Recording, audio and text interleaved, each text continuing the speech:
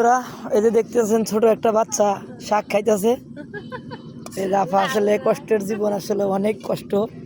এর হাঙ্গি পাতিল নাই, এই পলির ভিতরে দেখেন রান্না করে রাখতেছে, তাহলে কত কষ্ট করে। এই যে আরো দুটা ছেলে আছে, তো দেখতেই পারতেছেন তার থাকার ব্যবস্থাও নাই। এই যে আপনার একটা রাস্তার ভিতরে একটা ঘর আছে, ঘরের ভিতরে থাকে, যে অবস্থা দেখতে পারতেছেন। কাপড় চোপড়ের অবস্থা খারাপ। এর তো ফ্যামিলি আসলে ভাবে চলার মতো নাই। কেউ যদি মানবিক সহযোগিতা করতে চান অবশ্যই করতে পারেন ইনশাল্লাহ।